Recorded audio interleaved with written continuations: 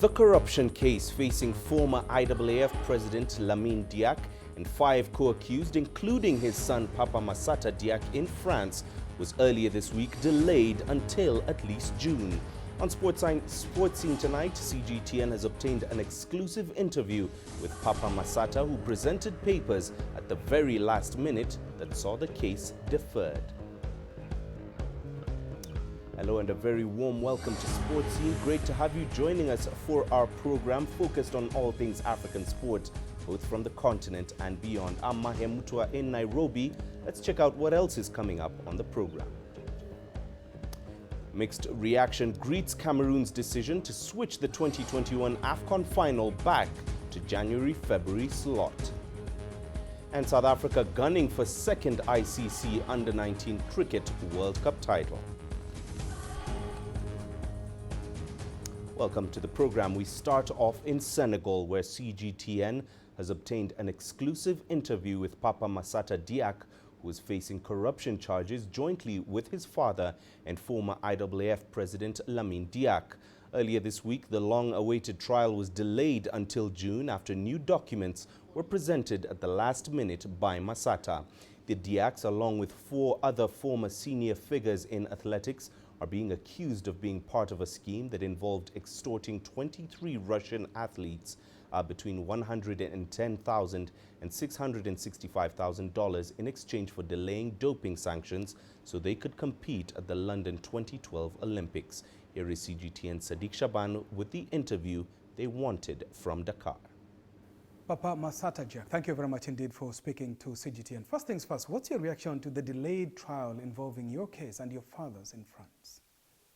The French justice just has shown to the world that they are not ready for this case, because since the 20th of June, they take the decision that the case will be on trial on the 13th to 23rd of January. So more than anybody else, after 4 years of investigation, they should have been ready for that. What evidence did you introduce to this case that occasioned the French prosecutors to now postpone it for months? I first made the investigation known that WADA and its independent commission has no authority to investigate marketing contracts, television contracts, awarding of Olympic Games, and awarding of World Championship. I think that's maybe what is disturbing them, because now they have to digest my information and they have to share it with other parties involved in order to reprogram the trial. But I'm sure they were shocked by the revelation of my documents. The Russian ban from Olympics has been blamed on you, and the allegations around the case that you're facing in France. What do you have to say about that? How many athletes do we have doped in Italy, in France, in the US, in Jamaica? How many big names were caught doping, but got rehabilitated? So suddenly, because of Russia, I think there is other agendas, political, maybe geopolitical, because of Russia's stance in Ukraine, in the Middle East or something like that. But they cannot tell me because of 4 doped athletes. During this trial that began in France on Monday, we saw your father in pictures looking a little bit frail and in ill health. Is it something you're worried as a family that his health is deteriorating very fast? The D-Day for the trial, after waiting for 4 years. And then they say to you, sorry, sir, we have to wait for 6 months. Oh, he asked to be allowed to come back to the country for 10 days because his elder brother is just turned 100 years old. They say, no, we cannot let you go. If anything happened to him, France will be definitely responsible for that. And we will deal with that matter on due course. If anything happened to him, that I can tell you that. Papa Massata Diack, Interpol has issued a red alert for your arrest. Are you worried that you may be handcuffed and taken away if the government of Senegal decides to act on it? According to international law, do you see any country that extradites his citizen? Do you do it in Kenya? Do you do it? Do they do it in Britain? There is no double standard. I'm a Senegalese citizen. My company are registered in Senegal. The French justice is building that impression that when the matter scandal occurred, I ran away from France to come to Senegal. I'm a fugitive. Sadiq, that's another lie of the investigation. I don't have a residence in France. I don't have a company in France. I don't have a resident permit or work permit in France. I have nothing to do with France. And Papa Masata Jack, you told me 2 years ago that you have table-turning evidence against your accusers and your father's accusers. Do you have more evidence where that came from that caused the postponement of his trial by months? Lamin Jack can destroy IWF if he wants. At his point in time, he's got many evidence against them. That all the decision he made was consulted. On trial, they better prepare evidence, not fabricated one, because now we have all our files from our side, we have all our evidence, and we have beyond that information on all this manipulation. Papa Masata Jack, thank you very much indeed for your time and for speaking to CGTN. Now, the Tokyo 2020 Olympics flame is burning within African sportsmen and women as they spend hours getting ready for the action. Nigeria's wrestling champion Odunayo Adeku Oroye is one of those determined to make it to Japan. CGTN's Kelechi Emekalam now reports on the former sprinter's Olympics mission. Stringent wrestling trainings ahead of the Tokyo 2020 Olympic Games. All eyes are on five-time African female champion Odunayo. With her small frame, she could easily pass off as fragile. But she's been pushing herself harder and harder, drilling an average 9 hours daily. She was defeated in the quarterfinals by Sweden's Sofia Mattsson at the 2016 Olympic Games in Rio. But this time round, she wants to remain undefeated. Nothing less than good. I believe it's possible. Last Olympic I trained, but I believe I'm still young. Anxiety is one of the things that really affects me, and I was much rusty before the games. We couldn't attend any international competition, we were just training. Odunayo started out as an athlete at the age of 15, but was discouraged after being cheated out of her win in a school's tryout. She then opted for freestyle wrestling. The 26-year-old has now got medals and world rankings to attest for her success. And she's preparing for her first ranking series due to hold in Italy early this year. It requires a lot of hard work. It's not a day job. I train twice a day. I don't have a resting day. But one thing I know is discipline and hard work. With those two, you are good to go.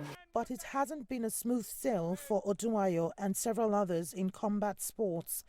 Their victories have yet to pay off. Funding. We don't have money to compete. That's just it.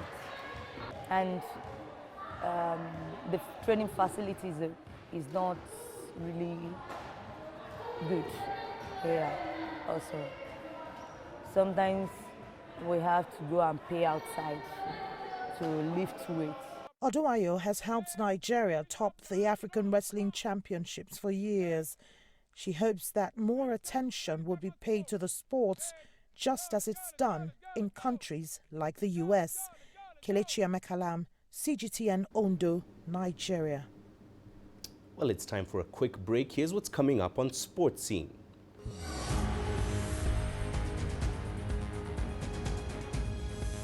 Mixed reaction greets Cameroon's decision to switch the 2021 AFCON final back to January-February slot.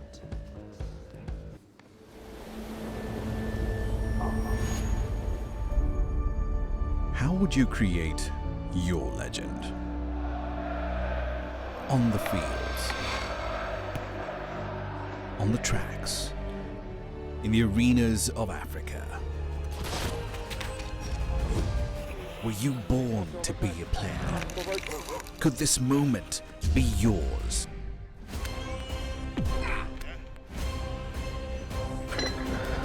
Sports Scene. Find your game.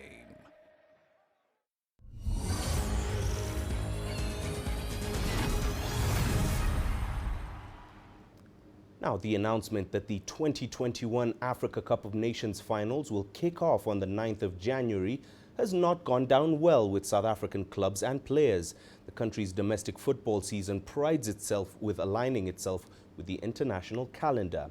CGTN CS Du Plessis brings us this report. The 2021 Africa Cup of Nations is now less than a year away and is already causing controversy before a ball has been kicked. And as a result, the new dates of the continental showpiece will force clubs to adapt and adjust to losing key players for the duration of the tournament in Cameroon. I don't know how that decision was reached, because I thought playing that tournament at the end of the season was suited us well. Because now we've got to play it in January, where our league, it's really that's the toughest time for us, and it's gonna really affect us. For the players involved, it's a double-edged sword, as it could mean a decent off-season break, but also could affect their club commitments at a crucial time in the domestic season. It just means now that some players that have played many games will get off-season in July, so that will, you can take that as a positive. That teams like Sundowns, who hasn't had rest in years, so maybe, that will help, get the players more fresh and, for Bafana. So, yeah, I'm looking forward to it. Hopefully, we can, in our next few qualifiers, we can wrap it up. If CAF feel that it's the right decision, that it's January, then hopefully it will still be a showpiece as it was in June in Egypt. And let's hope that the big players, it doesn't cause a club v country row, which is, I think, inevitable with the tournament being in January. Ideally, the way forward for many is to keep the tournament in June, regardless of the weather conditions, as the shift back to January will wreak havoc on fixtures and the workload of the players. Whichever way you look at it, it is a disruption. When you've got, it disrupts preparation, clubs are losing players, and the only solution will be to have these major tournaments in the off-season, like the World Cup, etc., and the Euros and that kind of thing. So for me, that's the only solution to it. CAF's decision has been met with surprise and disapproval by the South African clubs. And despite accepting that it is disruptive to their domestic commitments, there's a feeling that the Premier Soccer League will need to intervene by, as they have done in the past, delaying the start of the season to accommodate the continental showpiece. CS Du Plessis, CGTN, Johannesburg. Well, crossing over to Senegal, where a sports analyst in the country maintains that switching back the Cameroon 2021 AFCON finals to winter did not come as a surprise. However, the decision could create complications for African players in foreign leagues. The decision to return the continental tournament to the January-February dates was always going to provoke reactions from football organizers and supporters alike. In Senegal, some were expecting the change back after factoring the meteorological situation in Cameroon and other sub-Saharan countries. However, there is also the impact it could have on African players featuring in foreign leagues across Europe and beyond. In 2017, CAF knew about Cameroon's frequent rainy season when it decided to move AFCON to the summer. So we think it is a decision that suits both Cameroon and CAF.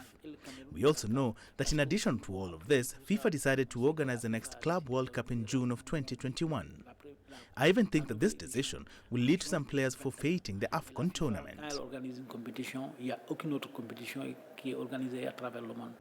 Some Senegalese supporters have been surprised by the change. Aside from the league clash, many have questioned Cameroon's hosting capacity. African teams will find it difficult to summon their players mid-season. This decision only suits the European Championships. On the other hand, I wonder if Cameroon have finished all the preparations. If so, it will host a good 2021 African Cup of Nations. Otherwise, we will still see organizational shortcomings. CAF should review this decision. Also, I don't think Cameroon is ready because the stadiums are not yet finished. I am even afraid that they could withdraw in the final stages. African countries must be inspired by the Maghreb countries, which have sports infrastructure capable of hosting AFCONs at any time. It remains to be seen if the transition could later extend to other tournaments, such as Côte d'Ivoire in 2023 and Guinea 2025. Well, the Tunisia Football Federation is expected to issue its official response over the decision to revert the 2021 Africa Cup of Nations finals to the January-February slot next week. The country reached the semi-finals at the 2019 finals in Egypt. CGTN's Adnan Shawashi brings us more. The Tunisian Football Federation will hold a meeting next week to issue its official decision. Official sources say Tunisians do not oppose such reorganization of dates for AFCON 2021. The Tunisia Football Federation has been informed about the decision by Cameroon authorities. I don't think it's due to pressure from European clubs because they do not have a break in that period. Anyway, the Tunisia squad will be ready for the AFCON at any date. Mugu added that the recent decision was motivated by a plausible argument. In fact, comparing weather conditions in Cameroon in the summer and winter convinced many football authorities in Africa. Weather conditions are better in January. Playing football is much more difficult in the summer than in winter. The players will be ready physically and technically in the January time slot. This time, our goal is not just to reach the semi-final, but rather to win the title. Many football analysts believe a number of Premier League clubs could be without first-team players at a crucial stage of the season, while Tunisian fans say the number of travellers could be limited in the winter season. The hesitation of CAF is unacceptable. It should never have been changed from the beginning. Many players will certainly be absent in 2021. I hope that this is the last change. Tunisian fans, especially youths, do not like to travel in winter. They prefer the beginning of the summer, which coincides with long holidays at the end of the academic and school year. Since 1960, AFCON was always held during winter or early spring, mainly due to climate reasons and to avoid conflict with other international tournaments or club competitions.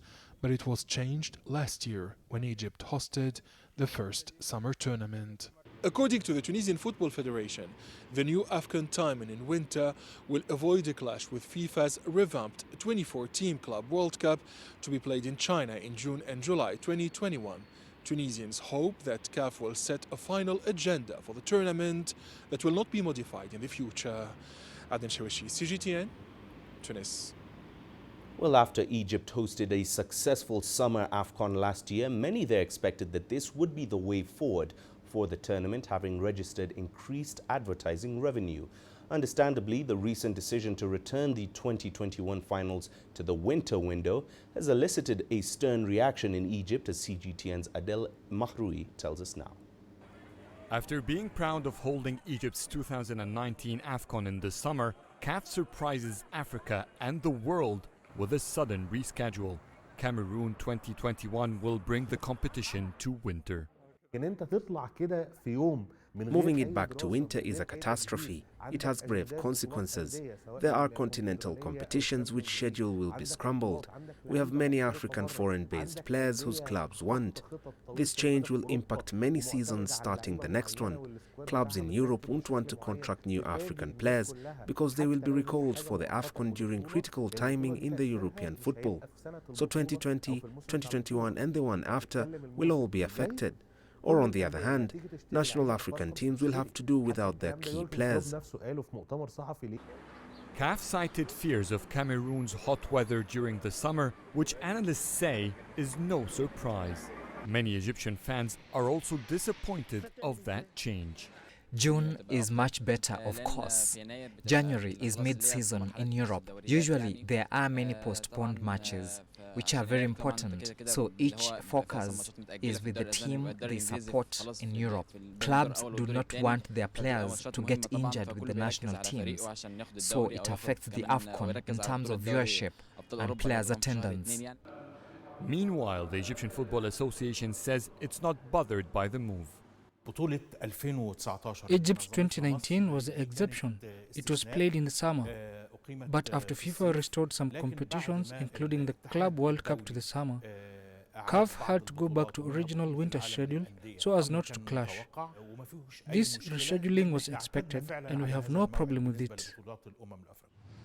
Because the AFCON will be returning back to winter, African football federations will have to scramble the schedules for their domestic competitions while they're still recovering from the interruptions caused when CAF held Egypt 2019 last summer. Adel Mahroui, CGTN, Cairo. Well, for more on the controversy surrounding these changes, we're now joined live by CGTN's Adel Mahroui, who joins us from Cairo. Adel, first off, just tell us what are some of the benefits of hosting the AFCON finals during the summer window? Well, during the summer window, there was sort of an exclusive presentation of African football globally. Because of that peculiar timing, all across the world, most leagues and competitions were on break or have just ended, which makes African football the only channel for football lovers all across the world to watch football during that specific period.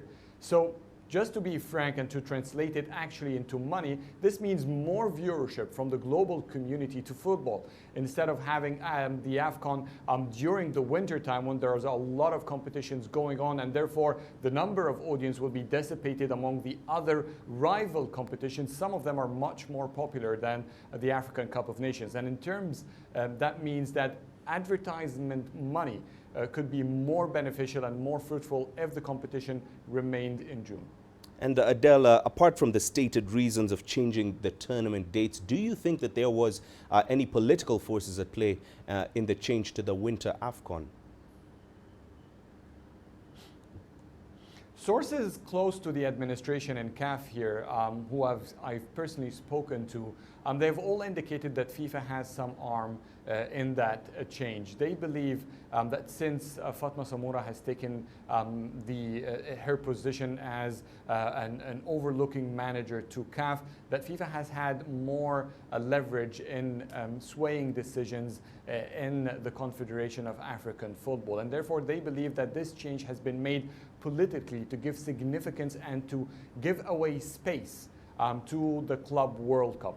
And this is what has actually made many people here, those who are concerned with football and critics specifically, criticize the decision. They believe that in terms of having a national competition or having a club competition, definitely a national competition should be given the essence and more important and more significance. And they believe that such a decision means that CAF is really diminishing the power of national football in Africa when compared to other club competitions. Of course, that's not also a regular competition. It's the Club World Cup, and in the same year, 2021 is going to be the biggest ever. So there's a lot of excitement about it.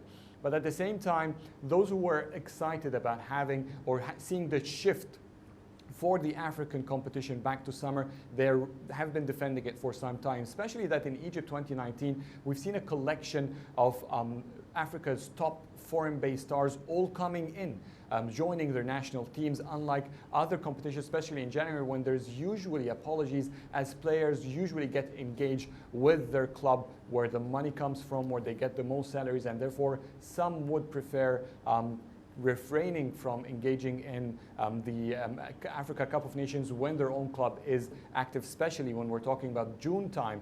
It's quite close for the preparations, for the qualifications, and for the engagement in general with the Champions League. And therefore, there's a huge significance for many clubs to try to lock down their players and keep them with them. Or they would simply just we will simply have an Africa Cup of Nations that will see absences of the most famous and the most powerful African football stars who are remarkable and doing great job in Europe, for example. All right, Adel, thank you very much for those insights into the changes to the AFCON roster. CGTN's Adel Mahroui speaking to us live there from Cairo. Well, finally, the first major cricket tournament of the decade got underway in South Africa on Friday. The 13th edition of the ICC Under-19 Cricket World Cup will see 16 teams battle for the title over the next 3 weeks. The host nation got off to a 7-wicket loss to Afghanistan, but that has not dimmed their resolve to win a second Under-19 title. CGTN's Julie Shire now reports. 16 of the world's best junior cricket teams go head-to-head over the next 3 weeks in the Under-19 ICC World Cup in South Africa. The tournament has delivered legendary names in the past. Kagiso Rabada was part of the only Proteas team to win the tournament in Dubai in 2014. For the Under-19 Cricket World Cup to come back after 22 years in South Africa, it's such a great honor for us, and to showcase the youngsters that are coming through from all across the world. The tournament is spread over 4 pools. The top 2 from each pool progress through to the Super League stage. The bottom 2 of each pool continue through to the plate stage. So the uniqueness about this tournament is that everybody has a place to play for in the tournament. The junior Proteas have struggled to find their batting form and may be in for a tricky run in the group stages. They come up against Afghanistan, Canada and the United Arab Emirates. West Indies were pushed to the edge by Canada and won by 1 wicket, and the other game was UAE beating New Zealand. So anything is possible in group stages and at under-19 cricket. So we just need to make sure that we focus on our processes and do what we need to do. The guys have worked hard. They've been together for a long time now. They understand each other. They understand their roles. And I think that makes for exciting times ahead. But it's all to play for. Japan and Nigeria make their tournament debuts. Defending champions India will be in search of a record 5th title, while South Africa is confident of a 2nd World Cup win, this time on home soil. We have a very strong bowling attack. Gerald, who's been bowling very quickly lately. We pretty much have every team down 2 or 3 down in the power play. And then our top order, I think they're going to be coming with good form into the World Cup. So we go in there with good confidence, a couple of good individual performances. So I think the boys are excited. Obviously, it's a home World Cup. Most of our guys have played at a couple of the grounds already. So we are familiar with surroundings. I think that gives us a big advantage going into pressure games, if you can put it that way. So I think we're good enough to take it on. Organisers say it promises to be an action-packed tournament, and it's all systems go as the host nation prepares to take on Afghanistan in their opening match in Kimberley. Julie Shire, CGTN, Johannesburg, South Africa. And that's all we have on Sports Scene. Do remember you can send your feedback to the contacts on your screen now and give us a follow on our digital media platforms. I'm Mahe Mutwa. From myself and everyone here, thanks for watching. We leave you now with images of the US breakdancing team hoping to boogie and dance their way to a first Olympic gold medal.